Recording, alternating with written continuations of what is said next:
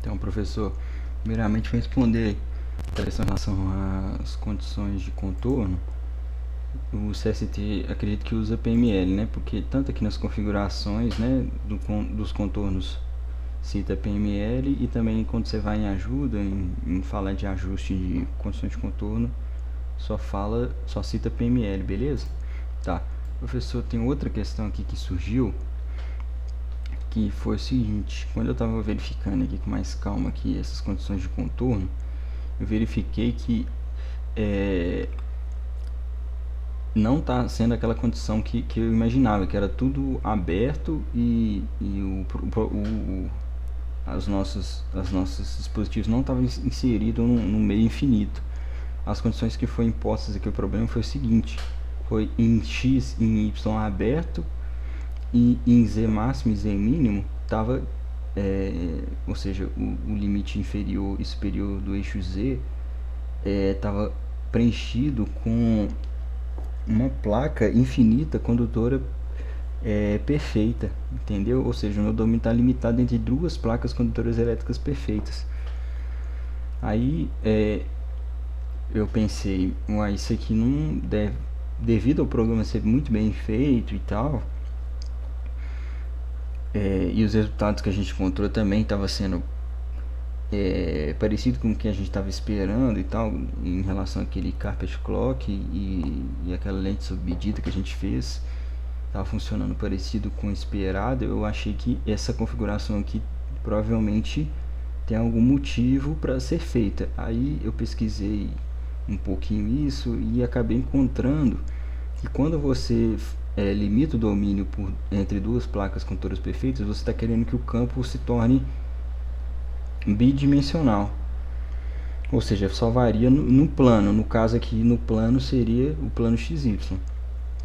E por que fazer essa questão ser o campo ser limitado a plano? Porque eu acredito, na minha visão, né, que foi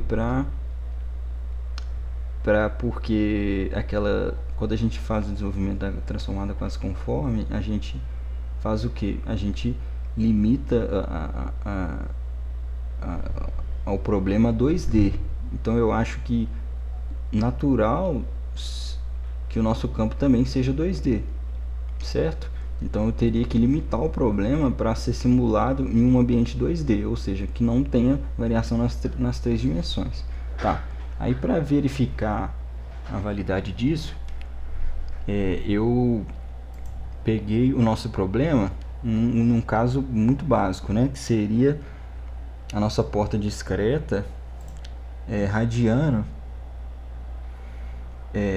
A nossa porta discreta, no caso, representaria uma linha de corrente na direção Z, e ela estaria ligada à placa superior a Z e à placa inferior a Z, ou seja, eu coloquei aqui nesse desenho aqui para ilustrar, seria uma linha ligada à placa condutora perfeita em cima e embaixo, certo? Aí o problema que eu baseei para resolver essa situação foi, eu peguei um material do professor Fernando de Campos.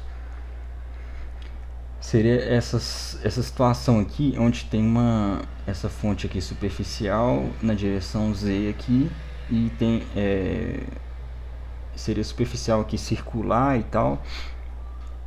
Aí a partir dessa situação aqui que vai chegar no problema que a gente quer, que é uma linha de corrente, né?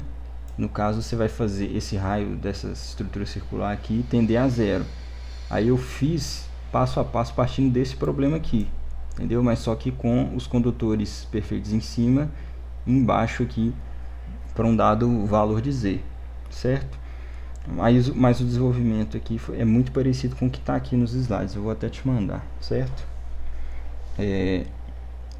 Aí o seguinte, aí eu primeiro passo é definir o formato do campo, né? No caso eu escolhi TMZ porque a corrente está na direção de Z, né? A corrente elétrica aqui. E como o campo outra condição também importante é que essa altura em relação na direção Z seja muito menor que o comprimento de onda. E outra condição também da condição não. Outra consequência da geometria do problema é que é ser circularmente simétrico, né, professor? Se você perceber aqui pela figura, dá para verificar isso. Então, a partir dessa condição aqui, a gente já pode eliminar alguns campos que dependem de φ, né? Então, no caso, seria H-ρ e seria Φ aqui também, certo? Depende de φ aqui. Esses dois campos são zero. E o Hz já é zero por CTMZ, né? Certo? Aí eu tenho que continuar elaborando um problema. Tá, eu tenho que satisfazer essas condições de contorno aqui, né? Nas duas placas, seja em Z igual a 0 e em Z igual a A. Então, F, quer dizer, Fi e ρ e Hz tem que ser nulos nas duas placas, né? O Fi já é zero. O Hz também é zero. O ρ, em princípio, não é zero. Certo? Aí, a partir desse campo, a gente consegue encontrar aquelas relações para aquelas constantes relacionadas ao problema, aquele problema, como você vai resolver problema de placas, não de placas não, em guias retangulares, você define aquelas constantes, né, Kz, Kρ. Então, essa condição de contorno é importante para definir Kz, certo? Você tem essa relação aqui. Como não depende de φ, não tem a relação com φ, beleza? Aí, correto. Aí eu vou desenvolvendo o problema, assim como o professor fez, vou resolvendo o problema aqui para a continuidade do campo, e resolver a descontinuidade entre a região de dentro e fora dessa área circular aqui. E no fim eu chego nesse resultado aqui, professor. Ou seja, o Hφ e nem o EZ e o Hρ aqui são os campos restantes. O Hφ e o EZ não depende de Z. E o ρ, ele é uma derivada em relação a Z de Hφ. Só que o Hφ não depende de Z. Então, o ρ é zero. Então, no final, eu cheguei num campo bidimensional. Por quê? Porque só depende de φ. O φ está o quê? O φ está relacionado a quem? A x e y. Ou seja, esse campo é bidimensional, como se esperava, né?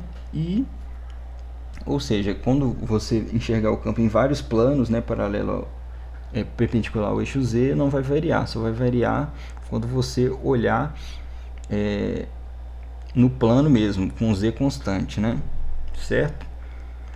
E como o problema não depende de φ, o padrão da onda irradiada, né, por essa linha de corrente vai ser o quê? Vai ser aquele padrão circular, ou seja, vai ser uma onda cilíndrica, vai variar só no plano e em relação a Z não vai variar, ou seja, vai ser uma onda cilíndrica como a gente queria.